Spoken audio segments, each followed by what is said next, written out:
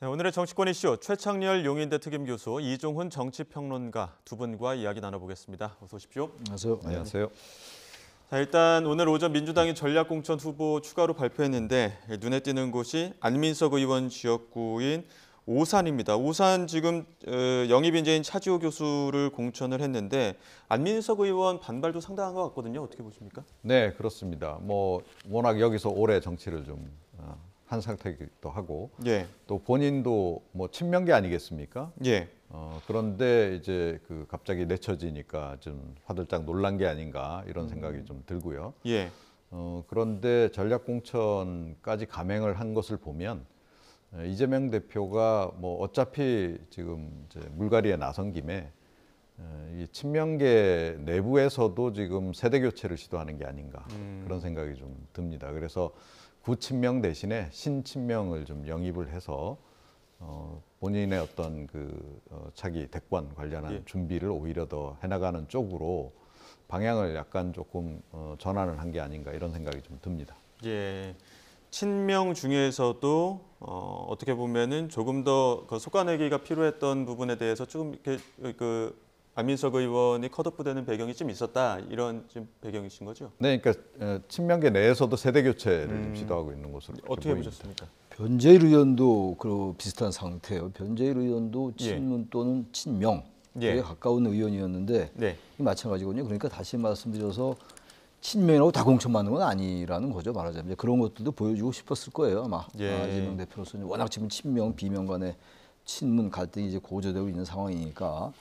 근데 안민석 의원의 경우는 과거에 이른바 최순실 사태 때 얘기를 많이 했었죠. 꽤 이제 지명도를 높인 의원이긴 한데 친명계 내에서는 좀 이제 다른 이재명 대표가 생각하는 의원들에 비해서 좀 호감도보다 이제 비호감도가 높다는 판단도 작용한 것 같아요. 그럼 이제 명분도 쓰고 친명도 속아낸다 이런 명분도 쓰기 때문에 아마 그런 관점에서 변재일, 안민석 의원들에 대해서 컷오프한 게 아니냐 이렇게 생각이 듭니다. 일단 기동민 의원 컷오프에 대해서는 어떻게 생각하십니까? 여기 이재명 대표 측근인 김남근 변호사가 전략 공천됐는데 애초에 이제 도봉갑 이야기가 좀 나왔었잖아요. 네, 그렇죠. 김남근 변호사 얘기는 이제 도봉갑에 나왔던 얘기였죠. 인재근 의원이 현재 도봉갑이 인재근 의원이. 네, 교수님과는 성북을 전략 공천 이야기를 네. 했었는데 기동민 의원은 컷오프됐고 김남근 변호사가 전략 공천을 했습니다. 어떤 배경이 있었을까요? 성북을에 했는데 성북을도 이제 민주당에게는 아주 양지에 속해요. 네. 기동민 의원 성북갑도 마찬가지고 성북갑, 성북을, 도봉갑, 도봉을 이 전반 이제 서울 북부 지역이 상당히 민주당이 유리하죠. 현실적으로. 김남근 변호사는 이제 인재근 의원이 처음에 유은혜 전 장관을 추천을 했는데 이른바 김근태계죠. 이제 그걸 배제하면서 김남근 변호사를 거론했거든요. 도봉갑에. 근데 이제 거기는 안기령 후보가 이제 공천이 됐고. 지금 상근 부대변인으로 갔죠. 그리고 이제 김남근 변호사가 이제 참여연대 출신인데 이재명 대표가 꽤 측근으로 이제 옆에 두고 싶어하는 사람인 것 같아요. 성북을에 공천을 한 건데 이 기동민 의원이 아마 사실 라임 사태에 관련돼 있긴 있죠. 예. 그러니까 명분은 별로 없어요. 사실 이런 분들도 이게 이제 모든 걸 친명 비명으로 나누긴 나누는데 아무튼간에 이제 사법적인 문제에 연루가 돼 있으니까 단지 문제가 이제 이재명 대표는 그런 사법 리스크가 없느냐. 예. 이게 항상 딜레마예요. 이제 이재명 대표가 갖고 있는 딜레마인데 아무튼 이재명 대표는 그런 것들에도 불구하고 자신의 세력을 이제 계속 전진 배치하는 그런 하나의 조치라고 생각됩니다. 기동민 의원 입장에서는 명분이 좀 부족할 수도 있다는 말씀해 주셨는데 그런 같은 조건으로 봤을 때 비례로 있는 이수진 의원 같은 경우에도 같은 혐의가 있지 않습니까? 네. 그런데 이수진 의원 같은 경우에는 윤영찬 의원과 경선을 붙이고 기동민 의원만 컷오프 됐단 말이죠. 네. 이 부분에 대해서 좀 불공정 이야기가 나오는 것 같은데요. 예, 그래서 안 그래도 공관위에서도 굉장히 이 부분 관련해서 경론을 좀 벌인 것으로 그렇게 좀 전해지고 있는데요. 예. 그러니까 좀 다른 잣대가 이제 적용이 된 거죠. 예. 이제 확 눈에 띄는 거는 역시 친명은 살리고 비명은 죽이고 이런 식으로 지금 결론이 결과적으로 났다는 거죠. 그래서 더욱더 이게 또 이제 안 그래도 지금 이제 친명 비명 간의 이제 갈등이 굉장히 심한 상황에서 또 다시 또 논란이 좀 되고 있는 그런 상황인데요. 이재명 대표나 친명계의 방향성은 굉장히 뚜렷한 것 같아요. 특히 이 공천 막바지로 갈수록 더욱더 좀 뚜렷해지는 게 아닌가 이렇게 생각이 듭니다. 그래서 매우 노골적인 친명 공천을 지금 진행하고 있는 그런 상황이다. 그렇게 볼 수밖에 없을 것 같습니다. 홍영표 의원도 지금 최근에 어제 그제만 해도 의총장에서도 그렇고 굉장히 지금 날선 발언하지 않았습니까? 그런데 오늘 발표를 보게 되면 컷오프가 됐습니다. 어제 그저께 이야기할 때도 내가 어떤 다른 행동에 대해서도 예고를 한 좀 시사한 부분들도 있는데 어떤 좀 행보를 보일 거라고 생각하십니까? 글쎄요, 홍영표 의원 그리고 임종석 전 실장 이제 그때 전해철 의원하고 이인영 의원은 아직 얘기가 안 나오고 있어요. 예. 그러니까 홍영표, 전해철, 이인영 이런 사람들을 어떻게 이제 공천을 하느냐가 이제 관건이었어요. 마지막 활용 점정을 하느냐, 그야말로 친명계를 배치하는 데 있어서 하느냐, 아니면 이제 뭔가 이제 통합이라든지 당내 이 갈등 사태를 봉합하는 쪽으로 가느냐의 분수령이었는데 홍영표 의원 배제했단 말이에요. 그렇다면 방법은 이제 탈당해서 무소속으로 출마를 하든가 새로운 미래로 가든가 이런 건데. 글쎄요, 임종석이나 홍영표 이런 분들이 당의 본류라고 생각하고 있는 것 같고 탈당을 하면 이게 사실 정치라는 게 이대로 하다 끝은 아니잖아요. 그래서 지금 이재명 대표는 설령 제1당이 안 되더라도 일단 제2당이 돼서 자신의 측근 세력으로 가겠다는 생각을 한 것 같아요. 그렇지만 이렇게 전반적인 상황이 물론 친명도 좀 배제하는 게 있다 하더라도 제가 말씀드린 바와 같이 있다 하더라도 설명이 잘 안 되거든요. 이렇게까지 할 이유는 없는 거거든요. 과도하잖아요, 솔직히 말씀드려서. 그렇다면 이제 이 상황을 홍영표나 임종석 전 의원이나 이런 분들이 어떻게 받아들이냐, 완전히 탈당을 해서 새로운 세력을 만드느냐, 친문 위주로 말이죠. 근데 그렇게 하기에는 구심점이 되긴 좀 어려울 것 같아요. 임종석 전 실장이 말하자면은 친문의 구심점 상징 이런 건 있어요. 86 호남 친문의 상징이긴 한데 과연 과거에 2008년도에 친박연대죠. 그때 친박근혜 연대였단 말이에요. 박근혜 같은 그런 강력한 구심점이 될 수 있을까? 제가 볼 때 새로운 세력을 만들기는 어려울 것 같고 저는 의외로 당에 남아있을 가능성도 있을 것 같아요. 의외로 말이죠. 좀 두고 봐야 되겠는데 어제 제가 그 다른 쪽에서 임종석 전 실장은 탈당 안 할 것 같다 이런 제가 예상을 한 적이 있는데 탈당 안 했어요. 아직은 안 했고 어제 기자회견 전에 재고 요청을 제가 이제 그렇게 탈당이 어려울 것 같다라고 얘기했는데 재고 요청을 한 상태예요 지금. 그리고 나서 질문하니까 정치는 생물이다 이렇게 얘기했단 말이에요. 그 정치 생물이다라는 말은 탈당 가능성을 이제 내비친다고 해석할 수도 있는데 전반적으로 저는 여전히 그렇다고 이분들이 이렇게 가볍게 탈당할 것 같지는 않습니다. 탈당을 가볍다고 얘기하기는 뭐 어렵다 하더라도 그렇게 몸을 쉽게 움직이지는 않을 것 같긴 합니다. 임종석 전 실장의 향후 행보 이 부분에 대해서 이종훈 평론가님께 여쭙기 전에 한번 지금 당내 이야기 한번 듣고 한번 여쭤보겠습니다. 지금 임종석 전 실장 당에 지금 재고를 지속적으로 요청을 했고 또 어떻게 보면 절친이라고 할 수 있는 홍익표 원내대표는 사실상 받아들일 수 없는 그 지도부의 입장이 있다 이렇게 이야기를 하고 있거든요. 일단 이 이야기 듣고 두 분 이야기 나눠가도록 하겠습니다.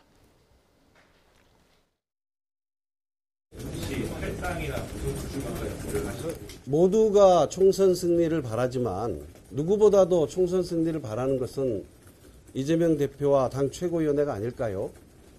그분들께서 선거를 끌고 가셔야 하고 결과에 대한 책임도 가장 높다고 할 수 있기 때문에 그래서 전략적으로 다시 한번 고민해 달라는 것이고 앞서 제가 정치는 생물이라고 말씀드린 점도 바로 그 질문에 대한 답이 될 것 같습니다.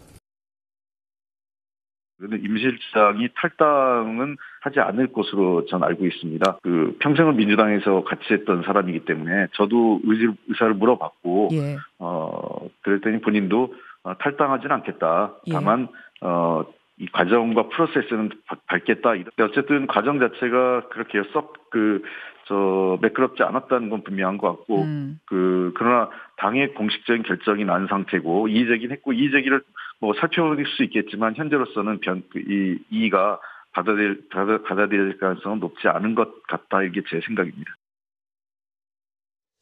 네, 홍익표 원내대표 어쨌든 탈당은 안 할 것 같다.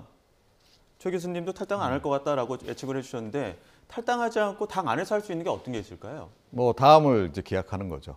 다음 총선입니까? 아니요. 다음 총선 아니고 그러니까 일단 뭐 국회의원 배지를 달아야 되겠다라는 데 방점을 두고 있는 분들하고 그 이상을 지금 계획 중인 분들하고는 선택이 좀 달라질 수밖에 없어요.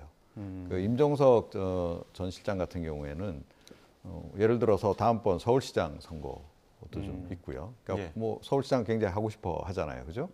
그리고 서울시장 거쳐서 결국은 이제 대권으로 나가고 싶은 그런 꿈도 계속 피력도 했고 가지고 있습니다. 그래서 본인의 그런 계획과 관련해서 이 탈당이 미칠 악영향 부분을 좀 고려를 하겠죠. 아무래도 뭐 그러니까 당을 일단 어찌됐건 뭐 잠깐이라도 버리고 떠난 거하고 예. 그래도 뭐 끝까지 좀 당을 지킨 거하고는 좀 이제 그 당내에서 평가가 좀 달라질 수 있기 때문에 이번에 조금 불이익을 받더라도 오히려 그렇게 가는 게 본인의 어떤 장기적인 그런 정치 일정과 관련해서는 더 유리하다 이 판단을 내릴 가능성이 높지 않나. 그래서 임종석 전 실장 같은 경우에는 역시 그 당내에 잔류할 가능성이 크다. 아마 제가 보기에는 뭐 송파갑으로 뭐 사실은 이제 옮겨가라는 그런 당의 권유도 있고 그랬잖아요. 거기 이제 자리가 없지 않습니까? 예. 근데 어찌됐건 뭐 이제 굉장히 그 사이에 그 아마 당 지도부하고 특히 이재명 대표하고 뭔가 약간 좀 그 서로 뭐 이면 합의랄까 그런 게 좀 진행됐을 가능성도 없잖아 있다. 그렇게 좀 생각을 합니다. 이면 합의가 진행됐다고 하기에는 그 왕심리 어떻게 보면은 당내에서는 왕심리 반란이라고까지 불릴 정도로 그 저 중성동갑에 대한 어떤 출마 의지를 강하게 피력하기도 했었고요. 그때 당시 모습 보게 되면 이제 다른 이제 어떻게 보면 친문계 인사들과 함께 좀 시민들과 만나는 모습도 있었는데 그 영상 한번 보고 오시죠.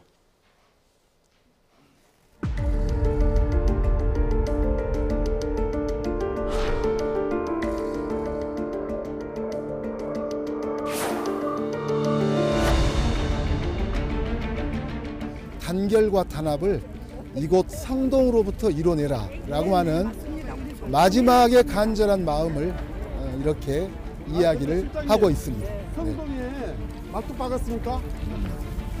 성동에 말뚝 박았어요?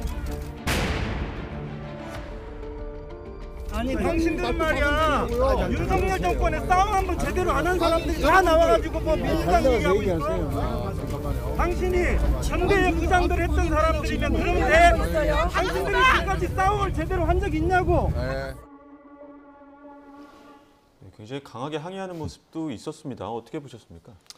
저게 이제 홍익표 의원이 이제 지역구를 했었던 곳이고 임종석 전 실장도 지역구 의원이었어요, 저 지역에서. 예.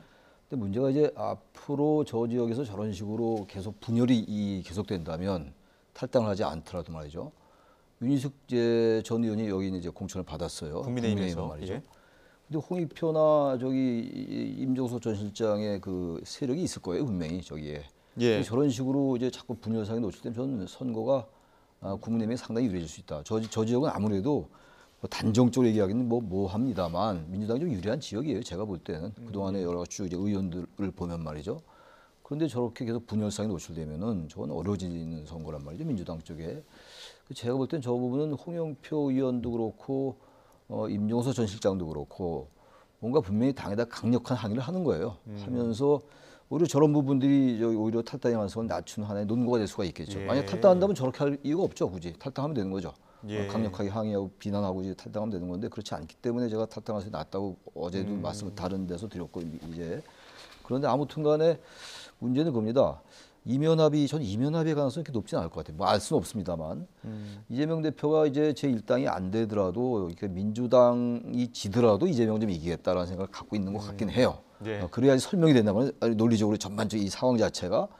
근데 또 하나는 이재명 대표가 간과하는 게 하나 있는 게 아닌가라는 생각도 드는 게 선거가 만약에 지면 수도권에서도 지면 어떻게 될지 알 수 없어요. 전혀 알 수 없는데 만약에 지게 된다면 이재명 대표의 책임론이 간단치 않을 거예요. 지금 대통령이 되는 게 목적 아니겠어요. 이재명 대표는. 예. 이렇게 해가지고 만약 당내 이제 이 선거에서 지고 그리고 자신의 세력으로 이제 포진시켰다 치더라도 민주당 전반적인 그 본리는 있는 거거든요. 그렇다면 그걸 감내할 수 있을까? 그 판단을 하고 있겠죠. 이재명 대표가 정치의 여러 가지 계산을 하겠습니다만 전자로 결론을 내려가는 것 같아요. 일단 대통령이 되고 후보가 되기 위해서는 쳐내자. 세력을 교체하자. 당내 세력을 교체하자는 쪽인데 뭐 이게 당위적으로 옳고 그르의 차원을 떠나서 현실 정치 공학적으로 말이죠. 근데 그 나중에 그 책임을 어떻게 감내할 수 있을지는 잘 생각을 안 하지 않나. 하긴 하겠죠. 예. 하긴 하겠습니다만 아마 그래도 그럼에도 불구하고 이제 자기 자신의 세력을 포진하는 게 낫다라는 계산을 하는 것 같아요. 지금 최 교수님 말씀하실 때 화면으로 나가는 부분이 지금 한 그 헬스장을 찾아서 그 운동하는 그 사람들과 이제 이야기를 나누고 또 헬스장 러닝머신을 타는 모습도 있었습니다. 그런데 공교롭게도 지금 러닝머신을 타는데 임종석 전 실장 기자회견 모습이 화면으로 나왔단 말이죠. 그러다 보니까 최 교수님 말씀하신 것처럼 민주당이 조금 지더라도 이재명으로는 이겨야 된다. 이런 강한 의지의 표명 아니냐 이런 이야기들이 이 그림을 통해서도 더욱더 해석이 많이 나오는 것 같거든요. 네, 근데 뭐 굳이 이 그림이 아니더라도 최근에 뭐 계속 이제 그 메시지를 내는 걸 보면 예. 이건 불가피한 과정이다. 그리고 어차피 세대 교체는 해야 되는 거다. 이제 계속 그 얘기를 지금 입당도 이제, 탈당도 자유다. 예, 예. 그렇게 얘기를 하고 있는 거죠. 그래서 본인은 그대로 친명 공천 밀고 나가겠다라고 하는 거를 이제 거듭해서 이렇게 밝히고 있는 이제 그런 그 상황이고요. 예. 뭐 일부 탈당을 하겠으나 그게 그렇게 치명적일 거다라는 생각도 별로 안 하는 것 같아요. 제가 보기에는. 예, 그러니까 그래도 소수에 그칠 가능성이 높고, 예. 그리고 뭐 친문계가 뭐 주류가 다 나가가지고 당 밖에서 뭐 이렇게 그런 뭐 친문 연대를 만든다거나 또 새로운 미래나 뭐 조국 신당 쪽으로 대거 간다거나. 그런 일은 별로 없을 것이다. 그리고 설령 그렇게 나가더라도 나가서 그 사람들이 당선될 가능성도 그렇게 높지 않다. 이 생각을 좀 이제 하는 것 같고요. 예. 그렇게 해서 나간 사람들이 만약에 나간 바람에 국민의힘 후보가 이제 반사적 이익으로 당선되는 일이 있으면 사실은 그것도 뭐 이재명 대표 입장에서는 또 다른 공격거리가 되는 거죠.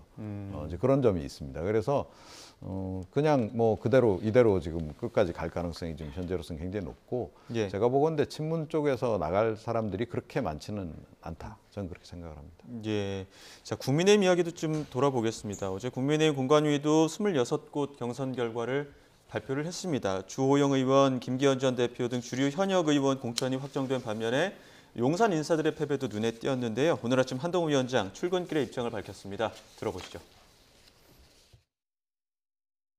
비상대책위원장으로서 당대표로서 선거를 이끌어야 되는 그런 상황이 됐고, 그걸 제가 수락하겠다는 판단을 한 다음에는 저는 뭐 불출마가 필요하다고 생각했습니다. 그 이유는 그러지 않으면 제가 지금 저희가 많은 분들이 헌신과 희생을 하고 계시잖아요. 여러분들께서 컷오프로 피를 보지 않는다고 감동이 없다고 하시는데 실제로 그런 효과들을 승복하면서 내주시고 계시잖아요. 용산이 굉장히 고전하고 있다. 뭐 저와의 소위 말하는 파워 게임 때문에 뭐 제가 그 용산이 오히려 고전하고 있다. 이런 투가 언론의 대부분의 주류였는데요. 어제 정도 되니까 용산 불패란 말을 뭐 그러면 현역 불패 이렇게 쓰시더라고요. 한 번은 고전이고 한 번은 불패고 이러면 공정한 거 아니에요? 특별하게 어떤 방향성이 없다는 것이죠. 감동 없는 공천이라는 부분에 대해서는 아니라고 반박하는 부분도 있고, 또 용산 불패, 현역 불패 이런 부분에 대해서 일장일단이 있었다 이런 이야기를 했는데 한동훈 위원장 발언 어떻게 보셨습니까? 근데 앞으로 이제 어제까지만 해도 앞으로 이제 국민의힘의 공천의 방향을 이른바 이제 TK 영남 지역, 양지로 이제 양진 그쪽 지역과 강남 가불병, 서초울 여기는 아직 결정이 안 됐어요. 예. 여기 주호영 의원은 경선이 이제 확정이 됐잖아요. 김기현 대표도 그렇고 전 대표입니다만. 근데 그러한 부분들이 이제 말하자면 관전 포인트였어요. 분수령이 될 것이다. 어떤 기득권을 교체한다든지 참신한 인사를 한다든지 이런 것들의 하나의 기준이었는데, 그리고 지난번 이뉴한 혁신위에서도 친윤 중진들의 뭐 불출마 이런 얘기를 했던 거 아니었어요. 예. 다 뭐 기억에서 많이 사라졌겠습니다만. 희생. 예. 근데 지금 주호영 의원이 그 중에서 김기현 전 대표가 가장 핵이었거든요. 예. 그 얘기들에. 예. 근데 어쨌든 이분들은 다 공천을 받았단 말이죠. 예. 그 어쨌든 현역 의원 불패 신화는 뭐 이른바 계속 되는 것 같아요. 예. 근데 제가 보니까 이 하위 10%는 컷오프 되잖아요. 평가 하위. 국민의힘의 경선 룰이. 예. 그리고 공천 룰이. 그리고 하위 10에서 30%는 경선 득표를 20% 감산한다고요.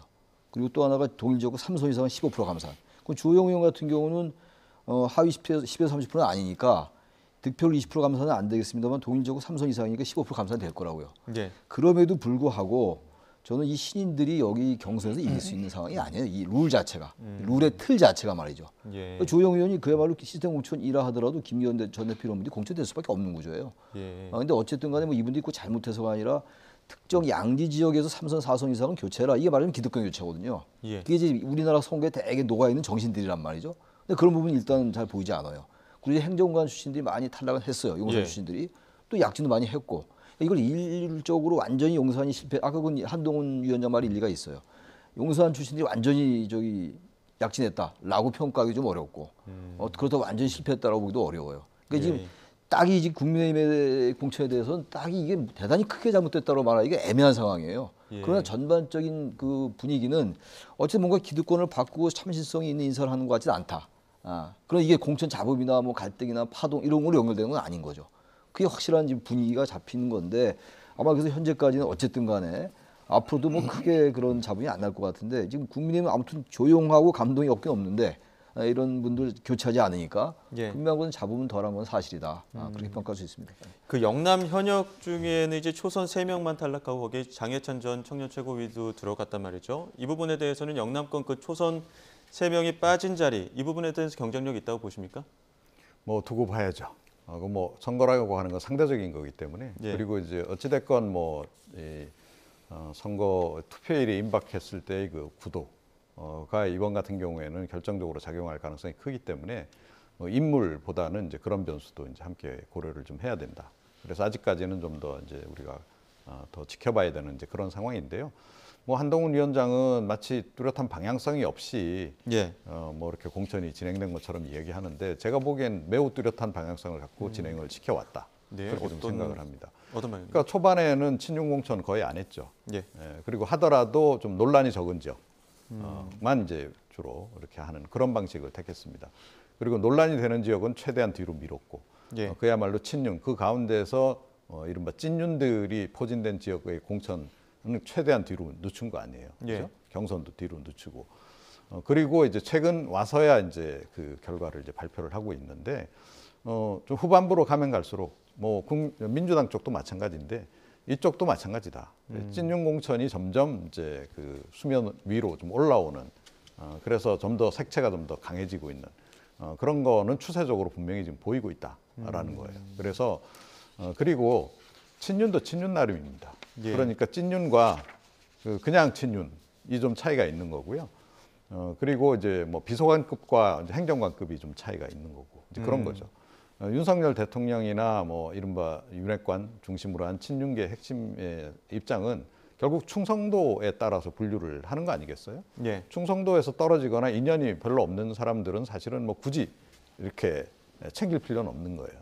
외견상으로는 뭐 대통령실 행정관 출신 이렇게 돼 있다 하더라도 인연이 없다라고 한다면 굳이 챙길 이유가 없다.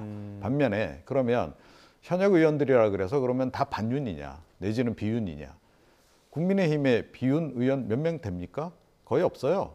대부분 다 뭐 친윤 아니더라도 친윤 호소인들이에요. 예, 대통령에게 충성을 다 맹세하고 있는 그런 사람들이에요.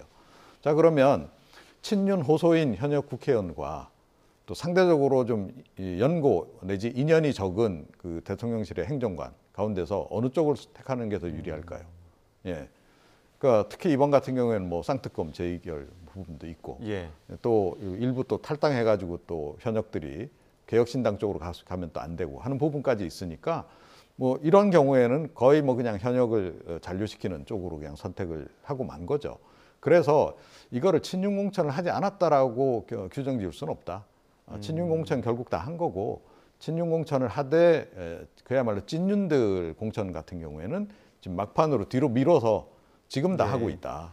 이렇게 보는 게 뭐 더 정확하지 않나 이렇게 생각합니다. 결국 챙길 사람들은 챙겼다 이런 말씀이신데 지금 가장 막판으로 미룬 지역구들 몇 군데 있지 않습니까? 지금 그 해당 그 지역구에 있는 현역 의원들 사이에서는 떨고 있다. 혹시 내가 컷오프인가? 뭐 이런 분위기도 좀 있다고 하는데 어떻게 읽으십니까? 워낙 지금 이제 말씀처럼 찐윤, 친윤들이 약진을 엄청나게 했어요. 지금 제가 쭉 하도 많으니까 사람 이름이 다 네. 기억을 못하겠는데 지금 생각보다 주진우 전 비서가 해운대 갑, 예. 이현모 전 비서관은 용인갑인데 용인갑은 굉장히 여기는 보수가 강한데요. 경기 지역에서도 용인 갑을병정 중에서 가장 예. 이 보수가 강한데고 주호영 아까 말씀드린 윤지호 원내대표 다 받았단 말이죠.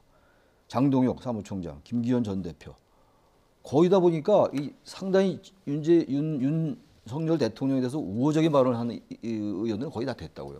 나머지가 이제 강남 갑을병인데 여기서 그 뭔가 냄새를 내야 된다고요. 너무 이게 정말 친윤 위주로 가면 안 되니까. 전 그래서 국민추천제를 얘기를 하는 게 아닌가. 하려면 뭐 다른 지역도 해야 되는데 왜 강남, 가불병, 영남 이런 지역 아직 안 한 데서 국민추천제 얘기가 대구나 나오고 있어요. 울산 일부 지역. 아직 뭐 국민추천제의 방식이 정해지지 않았죠. 어떻게 하는 것인지 잘 모르겠어요. 예. 뭐 상향식 경선하고도 좀 다른 것 같기도 하고 국민이 추천한다는 얘기인데 예. 아직 뭐 구체적인 방법은 잘 모르겠습니다만 아무튼 강남, 가불병이나 이쪽 서초울 이런 또 아직 남은데 영남 지역에서 우리가 뭔가 그래도 이 공천에서 혁신하고 있다는 모습을 좀 보여주고 싶은 거예요. 아마 그래서 이제 하나의 그 신용으로서 저는 국민추천제 얘기하는 게 아닌가. 결국은 뭐 친명 정도, 친명과 비명의 갈등 정도까지 아니라 하더라도 갈등이 안 나타나고 있잖아요. 어쨌든 간에. 근데 아무튼 지금 가만히 들여다보면은 상당히 공정하게 하는 것 같긴 합니다만 친윤과 찌윤의 약진이 굉장히 두드러져요. 예. 저는 이종훈 평론가 말씀에 좀 동의하는 편이고, 저는 그래서 역시 물론 물갈이 자체가 대한민국 국회를 좋게 바꾸는 건 아니에요. 이번에 이 국민의힘의 공천이 너무 물갈이가 없어요. 어느 때 역대 선거보다도 이 현역 교체율이 떨어진다. 이것도 선거의 하나의 중요한 변수가 될 수 있을 것 같습니다. 예. 네.